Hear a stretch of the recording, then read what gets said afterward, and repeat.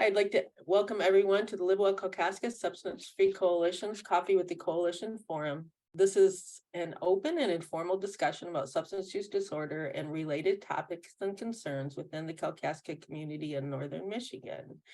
And today I'd like to welcome Ryan Hannon, Community Engagement Officer with Goodwill Homeless Services. Ryan is going to discuss with us housing first and the importance of not giving up on individuals. And go ahead, Ryan. Well, thank you. I'm glad to be here with you all today. I'm gonna share my screen. I have some slides. Let's see, we'll share this one. So, Goodwill Northern Michigan Homeless Housing and Homeless Services department is where I'm from, and we cover Kalkaska County with our outreach and our Goodwill and Homeless Shelter. So very pertinent for your area there.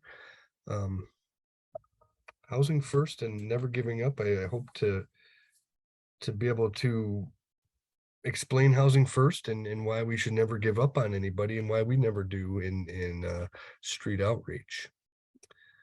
There's my tweet there. If you guys are into tweeting, it's a great awareness thing to do. I like to tweet, of course, never as often as I would like, but I certainly share lots of homelessness awareness stuff there. So with that, we'll get started. So housing first is the approach we use. We talk about it as an investment. Even Daymond Johns can get behind. If you ever watched Shark Tank, Daymond is a pretty sharky shark and really critical and looks at things every which way. But if we think about housing first, there's a study done that showed housing first participants spent 73% of their time in stable housing compared to 32% of those who receive treatment as usual. Treatment as usual is something we talk about as trying to get people sober, well, and worthy of help, if you will. People don't tend to do well with that approach. Housing first is a approach where we don't have any prerequisites for housing assistance, meaning you don't have to be sober or mentally well or even appreciative for that matter, although everyone is. There's no requirements other than experiencing homelessness to get that service. And housing first is an approach where we house someone first. We help them get housing even if they don't have any money, and then we support with wraparound services around that person with their identified goals. And that approach works for people who have been experiencing homelessness a long time and or have co-occurring issues, including substance use disorder. And it's not the approach for everybody. Some people just need a little bit of assistance and they're able to get out of homelessness and stay that way. Housing first is really an approach where we really provide a lot of services for folks once they're housed. Now I should mention that we help anyone get into treatment or services that they want to get into. We don't not help them, but our approach, we lead with housing first. I ran the homeless outreach program for 14 years or so, and not one person who was experiencing homelessness was able to remain sober as long as they were experiencing homelessness. So they may have gone to treatment over and over and over again, gone to detox, but the end result was the same. However, many people that we've able to get into housing were able to at least reduce their usage or get sober after they were housed and stably housed for a while with that support.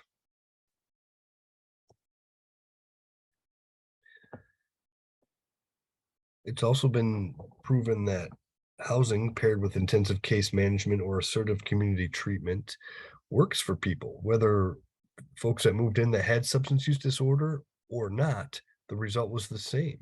The percentage of numbers of people who were successfully housed, it didn't matter if they they had substance use disorder or not. So what it shows is people that are actively using can be housed and can stay housed. Now, studies also show that usage, the first 2 months someone moves into housing, usage goes up, but then it starts to steadily decline.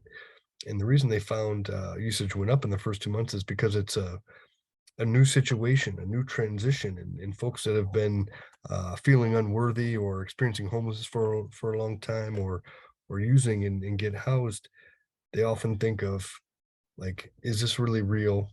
How long until I screw this up, or how long until this gets ripped from me? So there's a lot of anxiety there. So usage went up, but along with that, supportive um, services and a place to live, and housing stability kicked in, usage started to go down. So it's really good that we have interventions where we're able to help people get housing no matter what. Here we have a little diagram of what it takes to end homelessness, and we have a lot of services, agencies, organizations around that. So we think of the person in their house in the middle there, their homelessness is ended. And how do we do that? We were collaborative through the Northwest Michigan Coalition to End Homelessness. We have a homeless response system. We start there with that diversion circle. When someone presents as experiencing homelessness or calls in and says they have nowhere to go, diversion kicks in if they haven't been homeless before or haven't been homeless within the past 18 months. And it's really a supportive problem-solving program that helps folks avoid coming into homelessness as much as possible. Because we know homelessness can be like a black hole for people. It's really hard to get out of once you're in it. So the system really works hard to help prevent people from falling into homelessness. And then we have coordinated access. So whether you're living in an abandoned building there in Kalkaska, or a homeless shelter in Traverse City, or your car in the Walmart parking lot, you have the same access to getting the housing help. It used to be where if you presented at the right agency at the right time or went to a shelter, you were accessing housing, but it's really meant to be inclusive and really reach the people that traditionally don't ask for help or come into services, to really equalize that field there.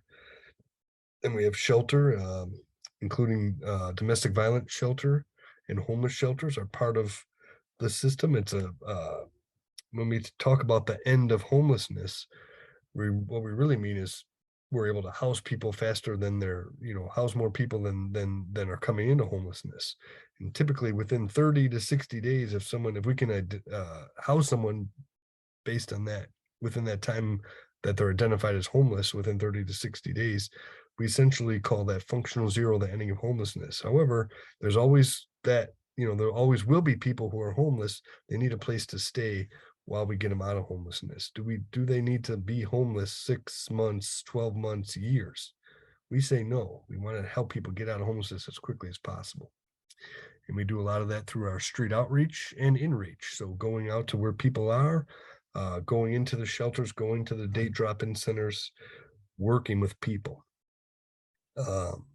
Day drop-ins, drop-in centers and day centers are part of that, where outreach works with folks there. And we have an inclusive community where people who are experiencing homelessness go to places that are day centers or drop-ins.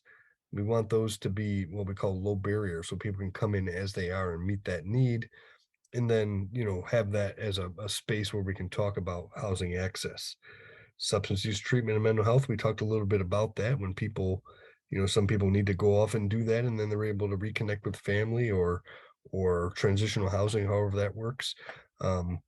But also the housing first model. When we talk about housing first and housing somebody in their active use, you may think, why should we help someone like that, or are they just going to mess it up?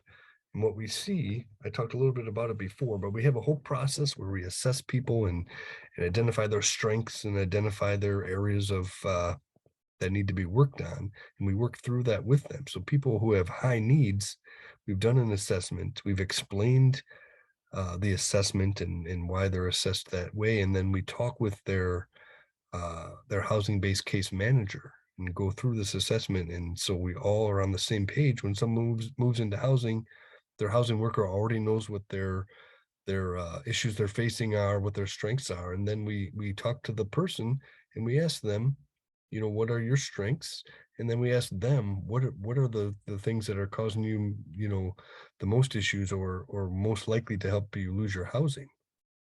And people that use substances in this supportive setting, they always choose substance use is their biggest barrier.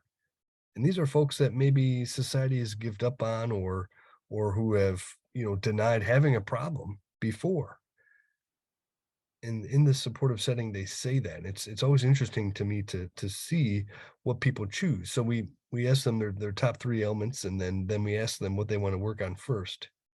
Almost every time folks with substance use disorder choose substance treatment. It's really fascinating to me to see that, because oftentimes when we're working with folks in street outreach and we're seeing them in their active use and the living conditions that they're in, it's so terrible. And oftentimes society just says they want to be that way when it's not really the case.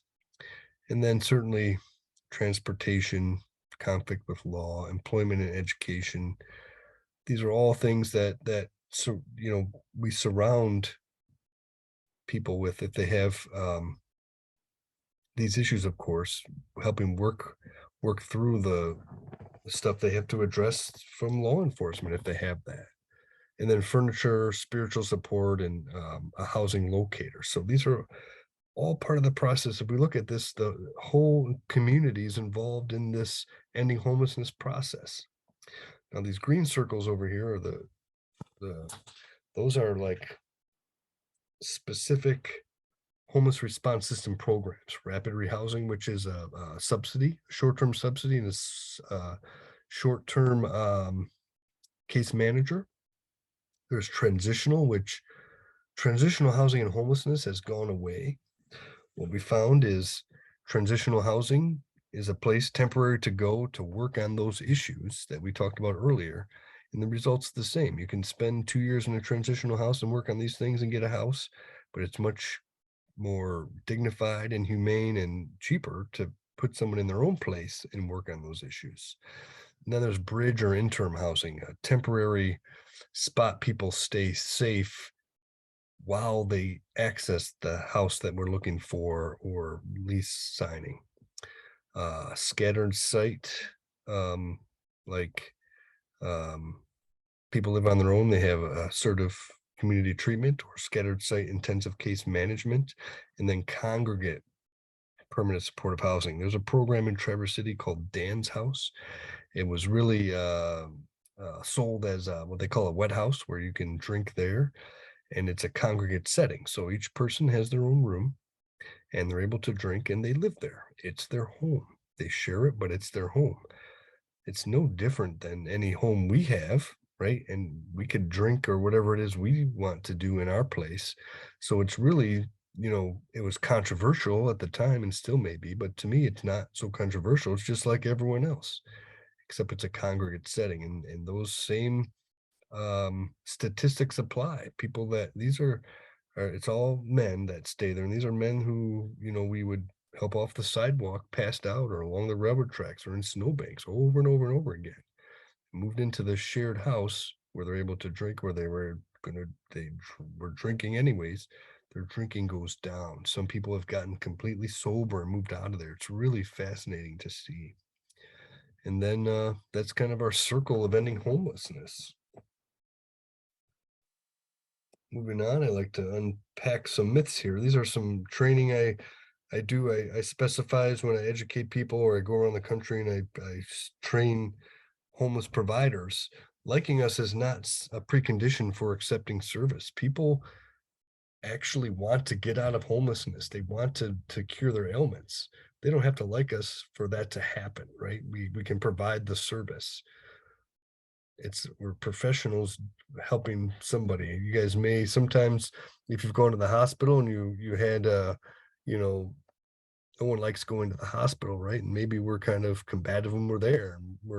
We don't necessarily like the nurse or the doctor, but they still provide what they're we're there for them to provide. Same thing in homeless services. Bribes are not necessary for engagement. We don't have to bring things to give to people for them to talk to us. We go to them, even if they're using, and we talk to them about the situation and how they got there, how we can help you get out of it. Individuals do not need to be sober to access housing. They do not need to be compliant with medical treatment. These are all myths that we think have to have happened to be successful in housing. They don't have to have income either. And this is an interesting thing because oftentimes people don't have any income that we see who are homeless out there for long periods of time. But what happens is when we're able to help them access housing, then they can increase their income, if you will, or gain some. It could be disability income. It could be some type of work. And all this is really based on their ability to do things.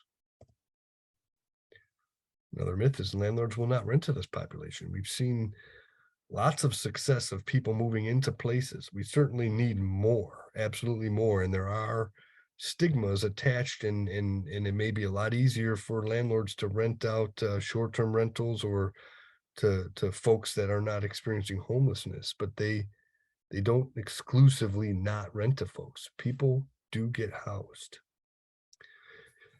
Here's another slide I like sharing with folks. When we're talking with people experiencing homelessness, when you're experiencing homelessness, oftentimes you're stigmatized. People avoid you or yell nasty things to you when you're walking down the street or whatever it is.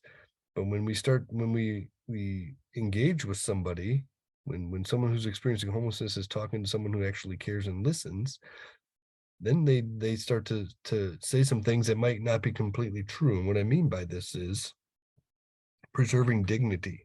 Sometimes we might hear people say, I prefer to be out here homeless. I want to be out here. What they're really going on is, when you're experiencing homelessness, you're always that homeless person. Everywhere you present, you're homeless, right? And it's very undignified. So folks might say things like this to help preserve some of their dignity. They might say things like, I have a lot of freedom out here. It's much more free to be out here than to be in housing or in a shelter. And what's really going on in the shelter might not be working for them, right? Maybe they are actively using, and you can't do that at a shelter.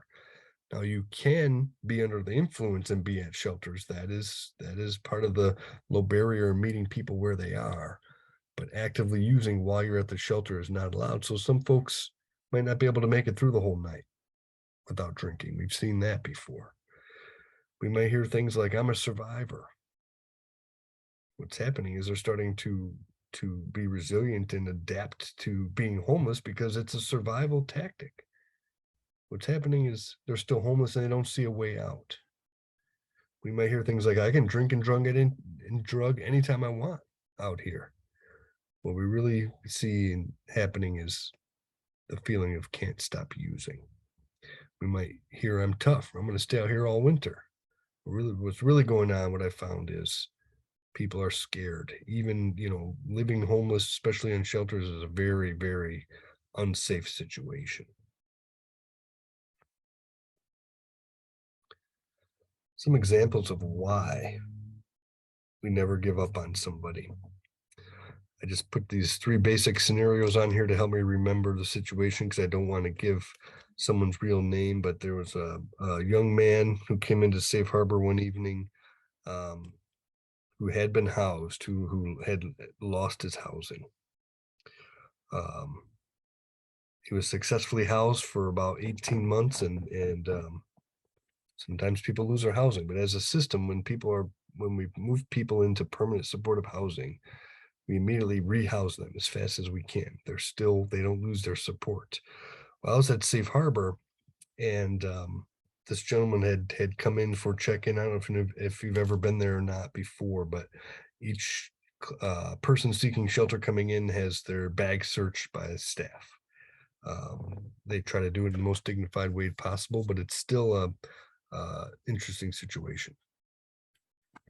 So this person came in and had a bunch of needles. He was a heroin user, and he requested a private search because he didn't want the other guests seeing that he had these needles for, a whole bunch of reasons. He knew he had him in there. He wasn't trying to sneak him in, but at the time we had a new staff member who was like, no, we can't do that. I need to search. And he actually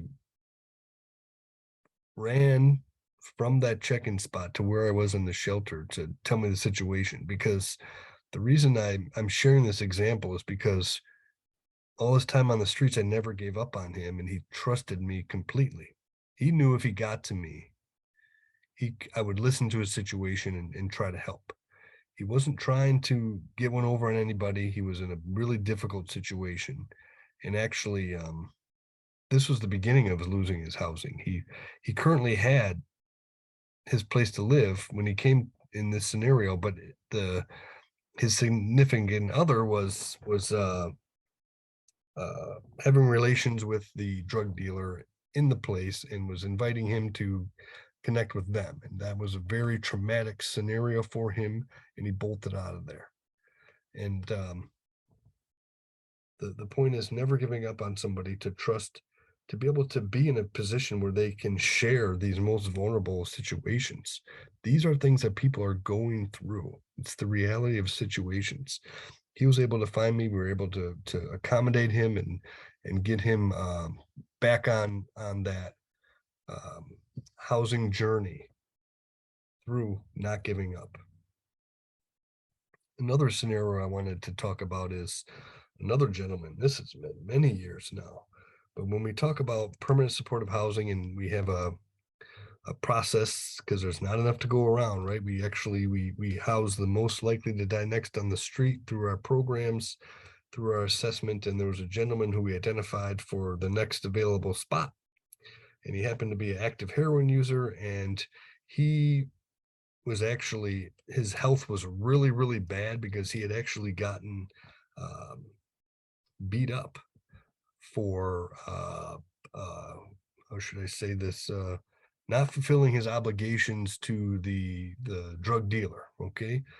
And so the first housing opportunity that came about was in the biggest heroin spot neighborhood in our community.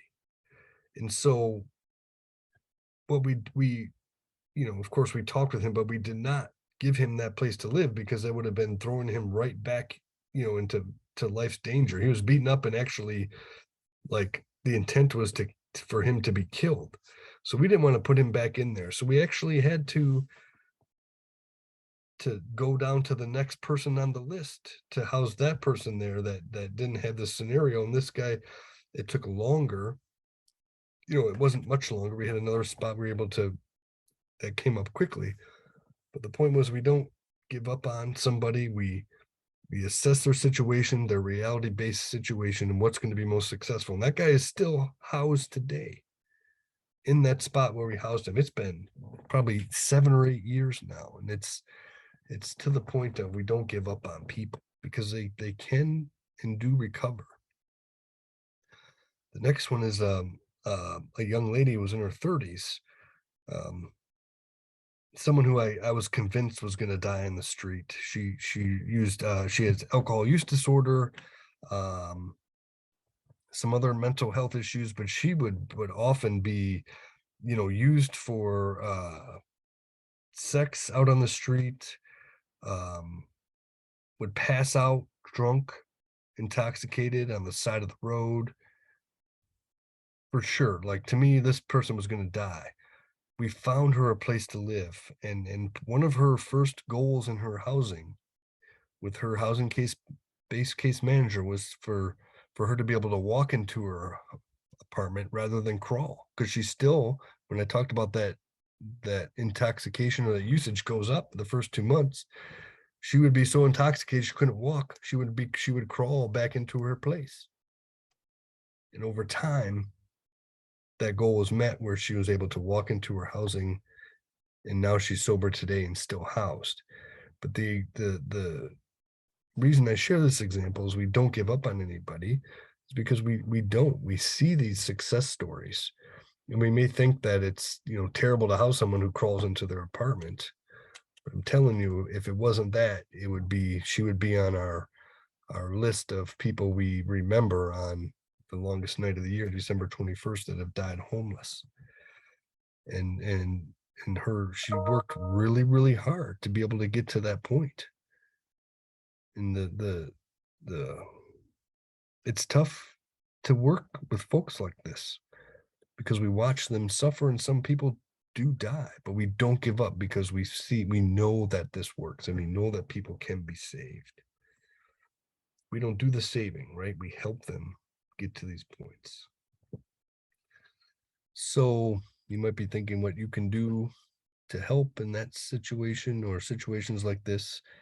I have a slide here from the United States Interagency Council on Homelessness.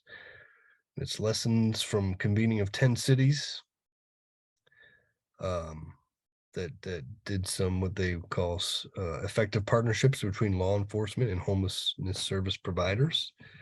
And these are the strategies they used. And the reason I talk about this is because homelessness can be criminalized, or drug use and that sort of thing for years, right? Like lock them up has been the mode, and that hasn't worked, right? Maybe for a handful of people, but typically that doesn't work. So there's lots of partnerships and restorative justice things going on. And Kalkaska is a wonderful place that engages in some of this stuff. But these are the lessons that 10 cities learned through working together. They developed shared goals, clearly defined roles, and engage with other critical stakeholders. It's about bringing people together. We're seeing right now in Traverse City, we have, it covers the 5 county areas, I believe, but there's a jail diversion through mental health team that works with folks. We're working with the city police department in Traverse City with a social worker and a community police officer liaison for the homeless areas. And we work together to come up with, ways to help rather than what's been going on. Like, certainly if crimes are committed and people have to go to jail, it happens, but we have a more supportive role, and that goes through this process of developing shared goals. Nobody wants to see anyone die in the streets. Nobody, business owners, other people experiencing homelessness, criminal justice folks, police, nobody wants that. They may have different kind of ideas of how to prevent that, but nobody wants that. So we come together and talk about developing shared goals, and then clearly define roles and engage in other people to help. Using data to understand local need and assess progress. That is an ongoing thing that always has to happen. We have to continue to collect data, to look at it, to analyze it. And sometimes, especially in helping professions, we don't like to do that, right? Data collection, that's kind of the burden that goes with it, but it's so important. So we can actually look at what's going on in our communities and to be able to look at ways to address it.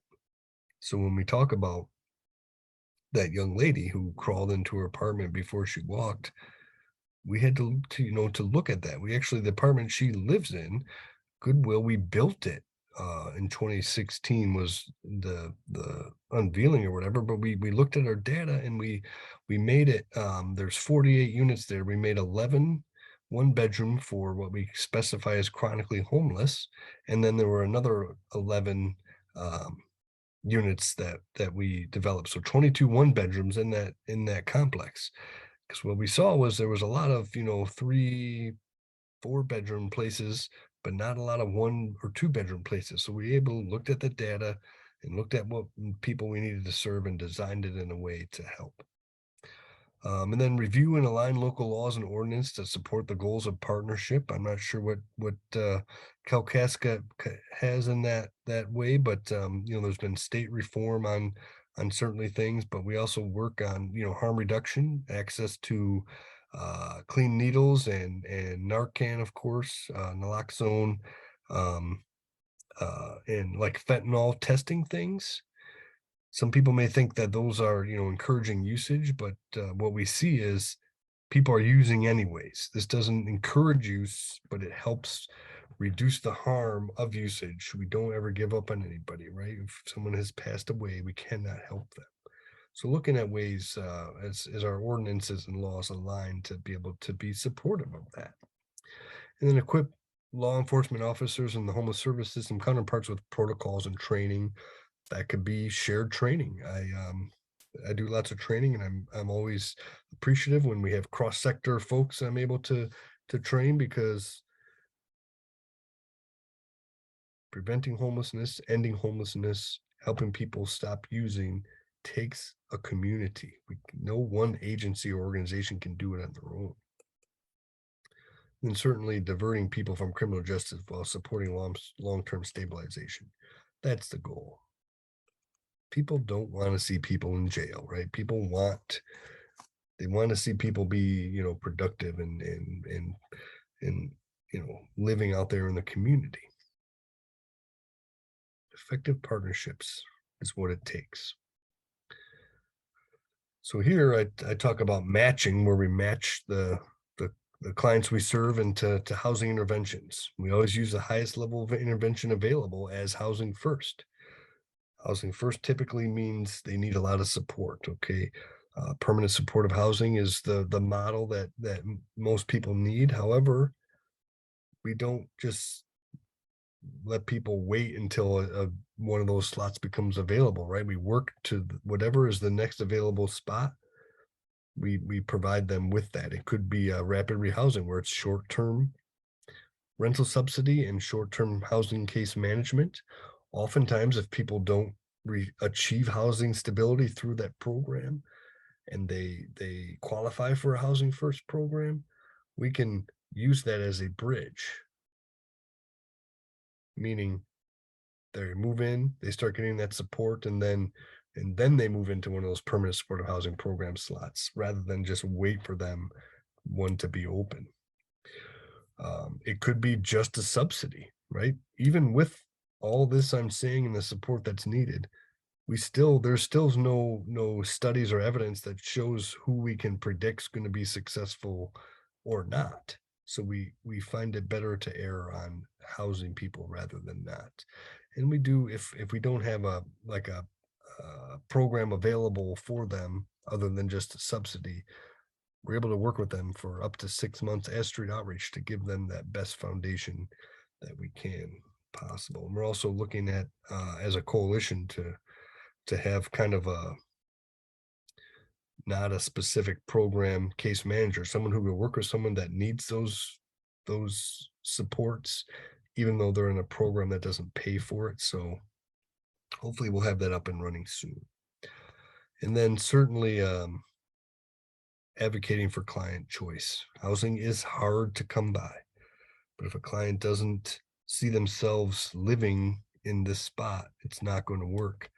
I actually have an example of somebody who we actually didn't give up on, who's actually now working at Safe Harbor. This man tells his story. He lived at Dan's house for a long time. But prior to that, he was in the rapid rehousing program. And this is when it first came out. So it was kind of, one unit was available, and kind of, I don't want to say tricked into it, but almost like given the ultimatum, like, this is the only spot we have, take it or leave it. And it's okay for someone to leave it. But he went with it without thinking there was any other choices. And he only lasted a few months. It was in Rapid City. It was a mile from the liquor store at the time. He needed alcohol, right? That's a reality of it. And the stairs were like high. His functioning was low. He was, spent most of his time inebriated to the point of, not being able to function. So that place did not work for him, but we didn't give up. He actually lived in, I think it was Kalkaska, for a while after that. And now he's completely on his own, living in Traverse City. This is another person I thought for sure would die in the streets, who experienced homelessness for like 12 years on the streets of Traverse City. And then participate and document the process. We make sure, we have to be accountable, and we have to look at what's working, what's not working. We can't do that if we don't document processes. Then I have a slide here called Systematically Awesome. There's amazing work being done through the Homeless Coalition, the Homelessness Response System, and our partners, especially Now there's lots of more support and dollars to help people with substance use disorder. We need to support our workers out there doing that. We have a lot more outreach. We have street medicine. We have uh, ATS coming out. They have a van. This is really exciting times. But we have to collaborate and coordinate. We can't kind of just be out there competing with each other. That doesn't work for the client so well. We have to work together. It's okay.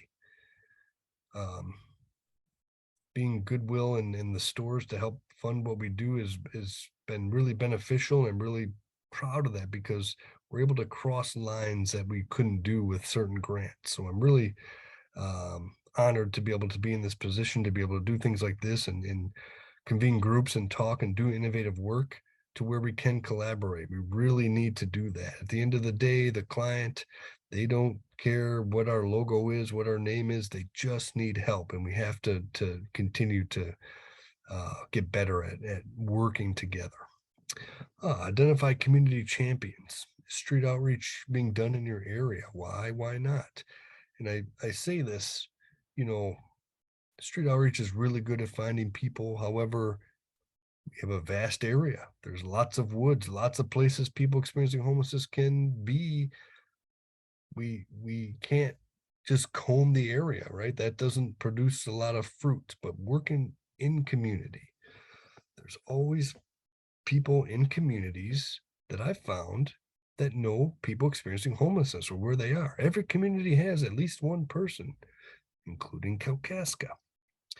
So identifying, if you know people who know people, let us know. We want to work together to be able to support people. And we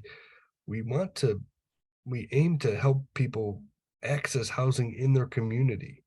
We have these homeless shelters in Traverse City. Not everyone wants to come. If they do, if they're coming from Kalkaska to Traverse City to the shelter, it's because they have to, not necessarily because we want to, but we can still help them access housing in Kalkaska if they're in a homeless shelter in Traverse City. That is the goal. We want to be client-led, client-centered. People want to live in their community. They shouldn't have to move somewhere else just because they're homeless. And then certainly is homelessness being hidden in your community. We're a tourism area. We have lots going on, and homelessness is stigmatized. It's often, and also may not be being recognized, right? Homelessness is everywhere. Small towns, Kalkaska, Traverse City, all across the US. In the developed world, homelessness exists. We cannot ignore it. It's there whether we like it or not, or think it's there or not. How else can you help? Here's the process to help getting people get connected. We work together collaboratively through the Northwest Michigan Coalition to End Homelessness. We have coordinated entry. It means it doesn't matter where you show up, you have the same process to get housing help. The first kind of access point we say is the Central Intake Call Center, 844-900-0500. And they'll really do an assessment. Look, there may be someone who diversion could help them, right? Someone who says, I got nowhere to go. Just showing up at the homeless shelter may not be the best scenario for them. Helping them work through processes. Can they stay somewhere or stay somewhere longer while help is being provided or guided? That is the best scenario, and that the call center really helps to kind of weed out the people that don't need to come to homeless shelters or need street outreach. It's very beneficial. Then we talk about access points, Safe Harbor, the Goodwill Inn, the Domestic Violence Center, this call center, street outreach, going to people that can't call for whatever reason or won't call. Street outreach does a lot of reaching people that don't access services traditionally, or sometimes who don't feel worthy of the help or know about the help or how to access it. We seek to help the people that aren't seeking help. So street outreach can go to the people. Their number's there if you need to reach an outreach worker. And then, supportive places in the community, care reaches out a lot. Kathy there. It's, we really need to work together. Do you practice housing first in your town? Kalkaska as being part of our system? I can say yes. Yes, it does. But we need the community, right? People that are landlords, apartment owners, people that work at the library, right? People need to know about housing first and that it works, and we need to and can support people. Meetings like this and awareness and advocacy and education is an important part of this.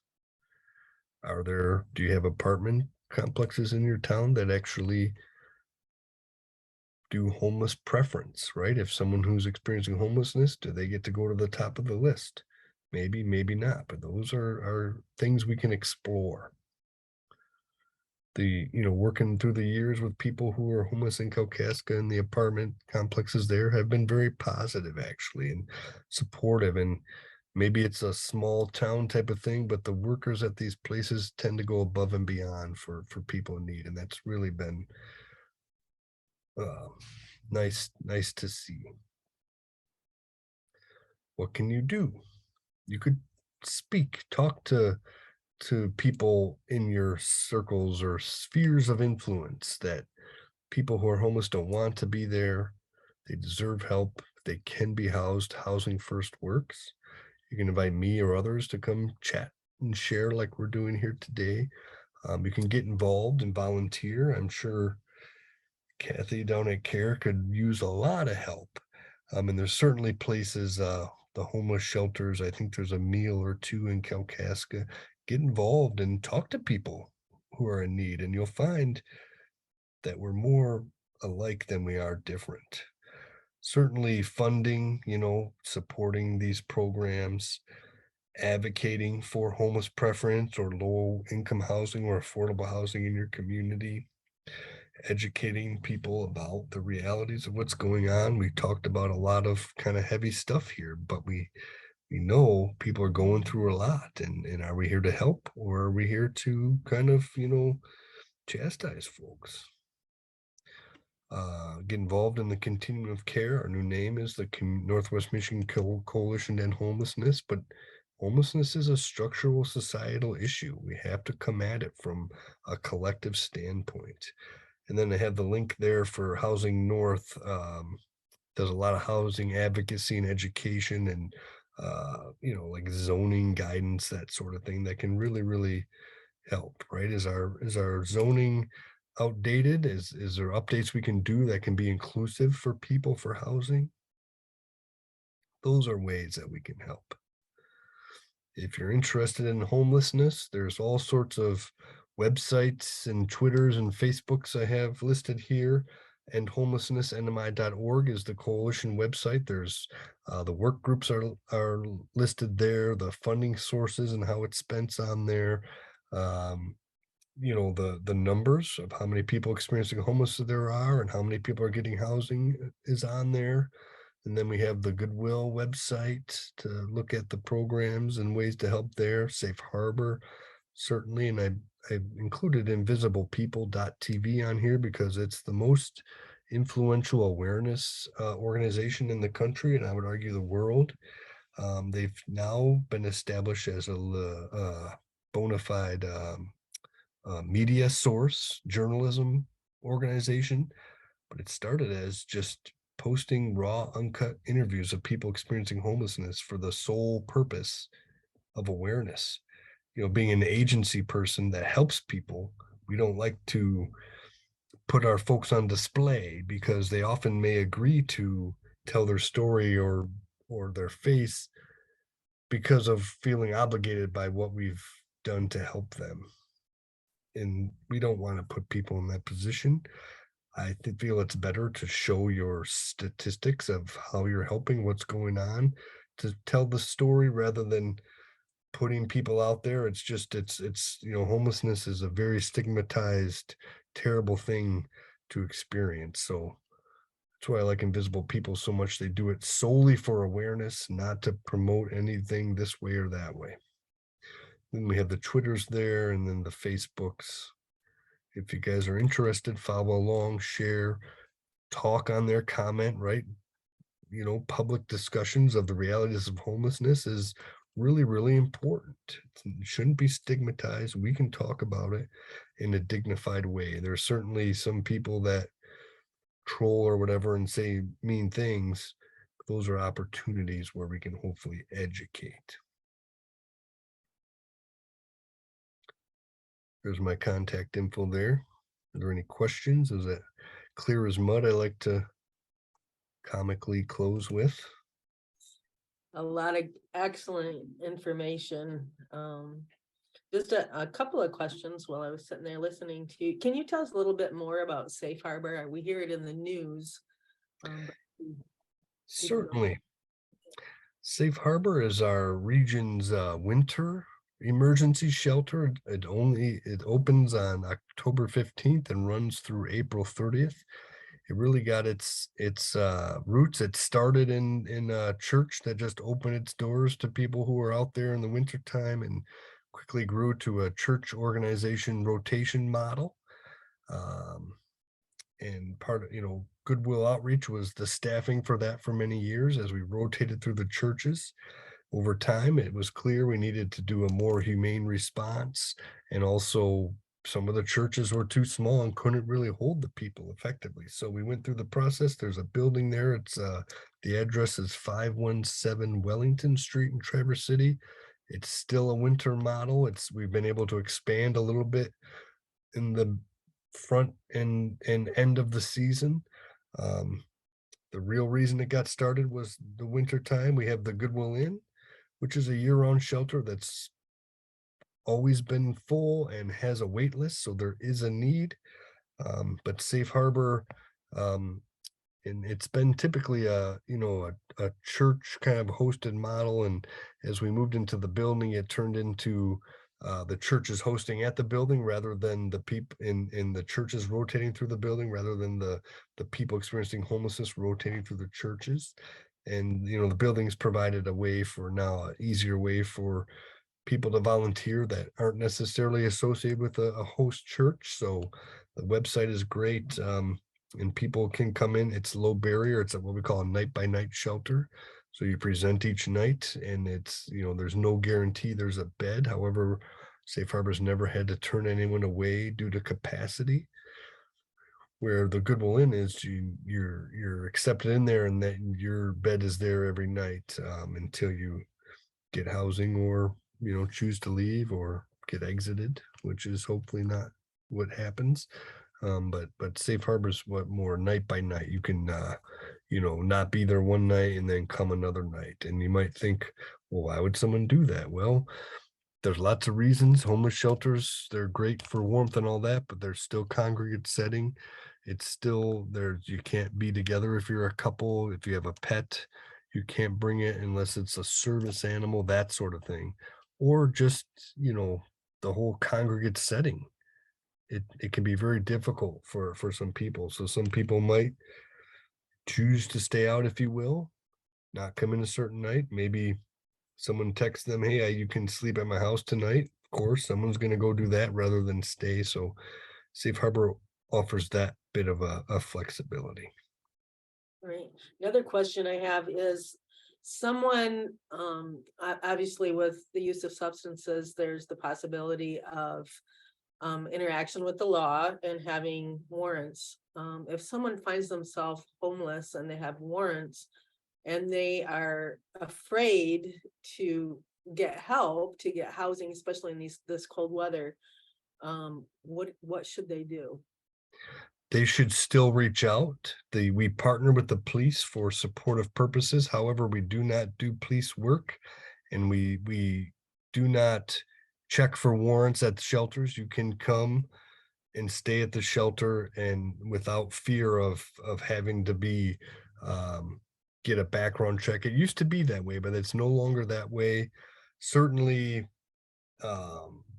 it's not meant to be a safe haven, but we're here to help people who are homeless and down and out. Not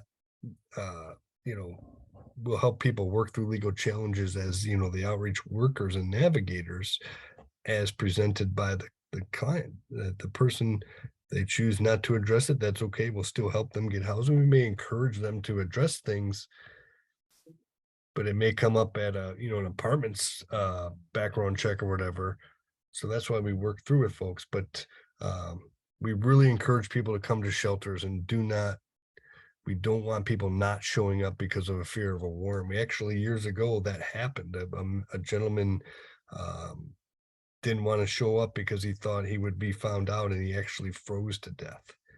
And that's it was a safe harbor situation. He could have come there. Safe harbor never did background checks for warrants, so we want to spread the word that it's safe. And even though at Safe Harbor, the city police are in there often as far as the community police officer, they have a policy. They're not going to pick someone up on a warrant at the shelter. The police they're very good. They know where people are. If they really wanted to find that person, they don't need to do it at the shelter. It's good information to know. Another question, if someone is actually currently has housing and they find that they're being evicted or they have to leave because the landlord is selling the home or whatever, what should they do? They should call the central intake line, and I'll pull that slide up here. 844-900-0500, because they have access to some dollars that can help prevent homelessness. They could do problem solving. They might be able to be a liaison and work with that landlord, or certainly if it's coming down to where they're going to be out of there, try to problem solve other ways or get connected to the shelter if it comes to that. Awesome. Let's see, one more. It actually was a situation, a person that I had known, young lady who was in housing. She had made it into housing. She was not using at the time, but she was actually evicted out of one of the apartments because she didn't keep it clean enough. I felt bad for her because the reason she didn't is she never learned how. And she was warned several times before she was actually evicted from the house. Now, this was a few years ago, but ever since then, she's been out on the streets. And she often says that nobody ever taught her. This is a very unfortunate, terrible situation. And there's community supports that can be accessed depending on her or a person's background, say through mental health or even like Department of Health and Human Services.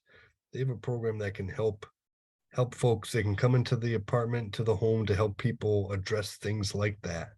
It just is a matter of, helping that person fill out the paperwork to prove they meet that criteria. So it may take a person in a situation like that. There's even a program called Adult Protective Services. So it may be a stretch, it may not, but if someone is literally being evicted from their home because of a situation like that, that may be where they're connected to DHS, so they can help get resources for the person into the home to help prevent that. All right. Well, I think we're at our time. So I want to thank you so much for coming on and giving us this information.